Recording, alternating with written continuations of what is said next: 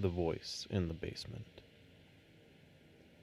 I heard it again, just as I began to enter that peaceful place between being awake and finally falling asleep. I heard it. It calls my name, and only my name, with this hateful, angry voice that sounds like a whisper to my ears, but must be much louder than that. It has to be because I hear it coming up from the vents, which means it must be coming from the basement. For the last 37 days, I have relived this exact moment every night, without explanation to the origin of this voice that snarls my name, as if speaking it in a way that could set me on fire. Each time it happens is another night I do not sleep well, for the strange dreams I have and never quite remember. I wake to the buzzing of the alarm clock to find I have slept as long as I should have, but feel as though I slept perhaps half of it. The voice haunts my dreams, I think, and turns them against me as a torment that I cannot break. I have tried not sleeping, only to doze off from exhaustion, then be pulled awake once more by the phantasmal speaker below. I have sought protection by prayer, but God does not hear me in my comfortable hell. I have sought a psychic, who was pretty and smelled like sandalwood incense. She told me to move. I just bought this house. I don't care what demon lurks below and knows my name. I'm not going to leave. I wish the pretty psychic had stayed, though. The aftermath of a vigorous one-night stand might grant me a peaceful rest. But she didn't, and I remained alone with my invisible terror. As I stare now at the void presented by my stairs leading down to my basement, I know I have to resolve this. For the last 2 weeks, my performance at work has been less than stellar. I'm an architect. People don't like it when you doze off while drawing up blueprints for multi-million-dollar skyscrapers. They like it even less when they see you drawing pictures of stickmen jumping off those skyscrapers you're supposed to be designing. The doodling keeps me awake. So does strong coffee. The blonde girl with freckles that works at Starbucks knows me by name now, and knows what I want to drink even though I can't pronounce it. Between the sugar, the caffeine, and the doodling, I get by, despite becoming an irritable, overtired slave to the thing that calls me below. I will try something new tonight that I've not tried other nights.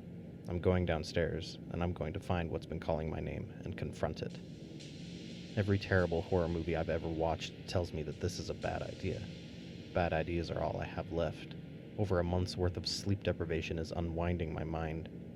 I can feel my sanity slip away and fall down these wooden steps to the darkness below. I would probably be more than a little frightened if there was enough of my mind left to comprehend that I should be. As I willfully descend into the mouth of the beast of the unknown, every expectation that I would be snatched by some savage thing and torn asunder is met with ironic disappointment. At least in death, I wouldn't hear that damn voice shaking me from a good night's rest and giving me dreams that torment me, though I can't remember them. As I step on the tiled floor of the basement, I turn the light switch on, thinking that something new would be down here that was not here this evening when I retrieved my laundry. The way the light bulb flickers stirs a sense of déjà vu, and it settles in my stomach like bad cabbage soup. Something from one of my unremembered dreams, maybe. The uncertainty of it commands hesitation in my steps as I take a closer look around. The basement is dusty, filled with boxes from my move, and carries a very faint, musty aroma. It looks as though the previous owner meant to make it into a family room, but was never quite finished. The corner near the washer and dryer was cement floor instead of tile, and there were exposed wooden beams and insulation where proper walling should be. None of this seemed out of order for how it looked at any other time of day, adding to my admittedly strange disappointment that I had not uncovered a clue. Perhaps there was no voice at all, and instead, I was going mad. Madness would be easier to accept than the possibility the home I had just bought was haunted, or cursed. Madness would mean I could take a day off from work every week to lay across a couch and talk about my childhood to some leggy psychiatrist, instead of sitting in my office listening to my fat old secretary complaining about a jammed copier or a missing stapler. But then I noticed something. Or rather, the absence of something. I had heard the ticking of an old wall clock a few moments ago. Then it stopped ticking. Weaving through an obstacle course of boxes, cobwebs, and furniture left by the previous owner, I moved to where the clock should be. It was a simple wall clock with a fake gold trim, white face, and Roman numerals. It was the kind you bought at Walmart for $20 when you were too cheap to buy something nice for a wedding. The ex's uncle bought one of these kind of clocks for our wedding and tried to pass it off as some sort of fancy, handmade European clock. Stupid bastard forgot to take the price tag off. The time was stuck at 1:50 a.m. A quick glance at my watch confirmed it was 1:55 a.m. Strange that it died right this very moment, as if I were meant to see time stop. The brutal thump at the back of my head instantly blurred my vision, with the dazing spark of pain that followed the impact. As my face smashed against the cement support the clock was hanging from, I could see the contents of boxes falling around me and taste the fresh trickle of my own blood in my mouth as I slid down in a crumpled pile. As consciousness stole away, I could see something vaguely lurking nearby. I was struck with a sense of profound horror when I realized the lurking thing had been a shadow, with no mortal form to cast it. Simply disembodied darkness, waiting for me to black out and do whatever it planned to do with me. The last thing I heard was it speaking my name in that same raspy voice I knew so well and came to despise, hate, and now fear. This time, it sounded almost happy to see me. My eyes shot open, and immediately I was assaulted with the bright daylight streaming through my bedroom window, and the less than pleasant smell of dirt and old sweat. My head throbbed, no doubt from the fall I took last night. A brief touch of my fingers to my temple confirmed the large knot there that made me wince for even touching it. Between the pain and my overall grogginess, I couldn't quite grasp how I managed to get back into my room, or why it was so damned filthy. I touched my hand to the sheets beside me, and I felt dirt. As my sense of awareness grew, I took a look at my surroundings and instantly wished I hadn't. In the bed next to me looked to be the skeletal remains of a woman in the fetal position next to me, as if she had risen from the grave just to curl up with me in bed. The horror of it had me stumbling out of bed with a surprised yelp of justifiable panic. For a few minutes I couldn't even think, let alone breathe correctly. The gasps of hyperventilation had set in as I struggled to control the abject madness of the matter before me. Had I done this? Did I dig this woman out of a grave somewhere when I blacked out and brought her back here? I strained to focus on logic and looked at what truths I could. I was covered in dirt. I had sweated profusely at some point, and as I further inspected myself and the room, I also had splotches of blood on my shirt and on my hands. I couldn't tell if it was mine, but I knew that it wasn't my surprise bedroom guest from beyond the grave. There wasn't enough muscle matter on her to constitute that possibility. Had I murdered somebody in my sleepwalking grave robbery? My first instinct was to call the police, but as my hand went to snatch my iPhone off my nightstand, I hesitated. I feel insane simply looking at the scene before me. Explaining it to the police will get me locked away for sure. Instead, when I claimed the phone, I flicked down to my office number and called. Louise, my aged and obese secretary, answered the phone with her perfect, slightly southern-sounding voice that led people to believe she was far more attractive than she really was. As I half listened to her babble on about a meeting I missed, an appointment canceled, and a problem with the coffee maker I really couldn't care less about, I find myself drawing a blank as to what to tell her about why I had been absent. I couldn't actually put the skeletal woman next to me on the phone like I used to do with my ex-wife. When I heard her tirade about the coffee maker end, I tersely stated that I had a family emergency and I would be out for the rest of the week, and hung up before she could ask too many questions. Today is Tuesday, so that gave me hopefully enough time to figure out what the hell is going on here. I went through that entire conversation fighting the urge to vomit because of the smell of the rotting corpse that clung to me as readily as the stench of my body odor did. I wanted to shower in the worst way, but knowing I had to do something with my bony night visitor, I put it out of my mind for now. I was going to get a lot dirtier before my day was through. I took a moment to take a hand towel, dampen it, and tie it around my face to act as some sort of air filtering mask. The stench coming off the corpse was overwhelming, but I had to get a closer look at her to figure out why I dug up this woman. She was wearing the remnants of a cornflower blue and white checkered dress, but it didn't look like something somebody would be buried in. I guessed it for a 1970s style dress a homemaker might wear, given its length and cut. I remember my mother wearing a dress like that when I was very young, and the thought of it made me shudder. I leaned in closer to look for any jewelry or perhaps old blood on the filthy dress that might give me some explanation to this woman's fate and why I carried her to my bed. Her right hand donned a wedding band that had 4 tiny diamonds set into a Celtic knot-style ring. It looked old, older than the skeleton that wore it, and certainly older than the house it was discovered within. I slipped the band from her finger and tried to ignore the fact that said finger just crumbled to dust in my hand. Inside there was an inscription that read, "What has been bound cannot be unbound. What has been made cannot be unmade. So too it is with our love." I shook my head at the sentimentality of that statement. Having been divorced from the ex for about 2 years now, I could attest that marriages came unbound all the time.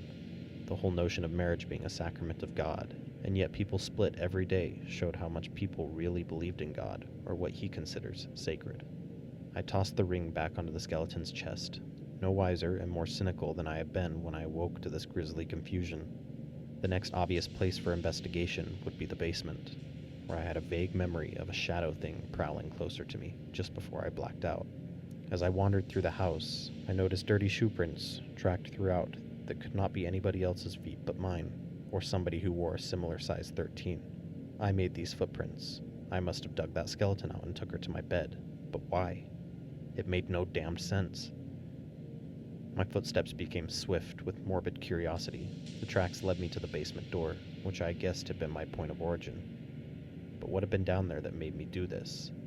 Against the common sense I normally had, I opened the door to the basement to find the lights still on, and the trail of dirt continuing down the stairs and into the far corner of the basement that was shrouded in just enough shadow that it was impossible for me to see through without going further inside. This time, I obeyed my survival instincts and backed away from the door. I was debating whether to go back down with one of my handguns or call that psychic back. When I turned with my choice made on the ladder, I was greeted by an eyeless, skeletal visage I had become all too familiar with in the past few hours.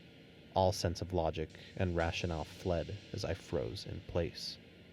Too terrified to stay, but too morbidly curious at the impossibility of what I was seeing to run, I just stared in surprise as a voice hissed from the unmoving jaw. She said my name. She said it like the voice in the basement, and said it like she was a lover of mine. Raspy, alien, and strangely full of need for a thing I could not provide. Her voice was a horrible, alluring song to the grave, one I had no choice but to follow. Much like those nightmares you cannot wake up from, I felt like a prisoner in my own mind. I followed the skeletal woman, unable to stop and unable to speak. To my own absurdity, I felt my eyes drift down to watch her hips, to see if they swayed like a living woman's did. They were swaying. I almost vomited, and I immediately wished thoughts like that would stop slithering into my brain like an anaconda that sought to strangle the sanity from me. Drawing myself from the unsettling cauldron of my own strange thoughts, I focused my overtired eyes on my surroundings. I hoped to first ascertain where I am, and secondly, how the hell I might escape my skeletal companion. The sun was setting. I noticed that first, which was strange because it had been mid-afternoon when this had all happened. The red, orange, and lavender light spilled across a tangled network of trees that should have leaves for this time of year, but didn't. It was springtime. All the trees should have had leaves, but instead, they were dead as the woman who guided me here. Their branches were dark with splotches of white sickness upon them, and the branches were tangled like arteries from a once living thing. I wasn't surprised when I looked down and saw we were surrounded by dirt and dead grass, and I was even less surprised to find an empty grave, where she and I had come to a stop. I felt a sense of familiarity about where I was when I looked at the hole carved in the earth, and looked up at the tombstone. It was an older style, long, somewhat slender, and bereft of ornamentation. A small cross on the very bottom. I could not see the name on it clearly, despite leaning over to squint at the weather-worn lettering on the bleached white and gray slab. As I stared at it in an almost entranced state, the lettering seemed to become clearer, and with that clarity came a sudden rapid blinking as I read it aloud. J.T. Harris, it said. That was me, Gerald Thomas Harris. But I wasn't dead. I still had a whole life ahead of me. Why was I looking at this? I turned to ask my skeletal companion why I was looking at this horrific impossibility. But my answer came with bony fingers dug into my shoulder and a powerful shove that a thing without muscles should not have been able to accomplish. I hit the top of a coffin with a bone-jarring thud that ripped the air from my lungs and left my eyes blurry from the dirt, dust, and debris that was kicked up into them with the fall. I felt myself blacking out again, despite my best efforts. Darkness swam in from the corners of my eyes and closed in from all around me. I felt dirt being pushed onto my back. I opened my mouth to scream, but instead found it oddly muted. I could barely hear myself, but I could hear her terrible, seductive voice all too clearly. "Cannot be unbound," she hissed into my mind, the weight of the words sinking me into the blackness of unconsciousness, or perhaps death. I would have been thankful for the latter, for the end of torment it would bring. I woke up to the sound of my name being snarled. It was an evil sound that happened only once, but one time was sufficient to draw me to being awake. I had been dreaming again. I had never awakened, and I could not comprehend why. I was tangled in my once clean, off-white sheets, which were now covered in a pungent mingle of my sweat, dirt, and smatterings of blood. I couldn't tell if it was mine, and my mind was swimming too much for me to care. I stumbled out of the cocoon of bedsheets and ended up tripping upon them in my frantic attempt to get free. It was as if they were hands, crawling on my flesh, attempting to drag me back into bed, where more nightmares could be made. I didn't want to sleep, but I could feel the numbness in my head from not sleeping enough. I stared at the clock for lack of a better thing to focus on. It was 2 p.m., still the middle of the afternoon. What the hell is going on here? I stare at my phone. A moment of rationale washes over me as I seriously debate checking myself into the hospital. I have good health insurance, and with any luck I'd have a good-looking nurse watching over me while somebody attempts to put the screws back in my goddamn head. It seems the perfectly logical choice in a string of events that have been nothing even remotely resembling logic. I look back at the bed I abandoned and attempt to discern why there's so much dirt on me and on the bed. I look down at my hands then, for the realization they hurt. The dull pain in each hand was thanks to blisters that had formed there. They were the kind of blisters you get if you use a shovel too long without gloves, or an axe. I could be guilty of either, or both at this point, and I wouldn't have known the better. The blisters had been bleeding. I must have ignored the pain doing whatever the hell it was that I was doing while I was out. I find some sanctuary in the thought that the blood on the sheets was probably mine from my hands and not some innocent person I caught in a murderous trance created by whatever the hell was whispering to me from the basement. I need to do something about this. Whatever this voice was, it had me digging up something, and I was fairly certain I didn't want to discover what it was. Having a vague recollection of the skeletal woman's voice and its effect upon me, I realized that I cannot go down into the basement. But I can't sit here and do nothing. Was I sane? Was I being haunted? The pretty psychic said to just leave the house. I was beginning to seriously consider it, given the present turn of events.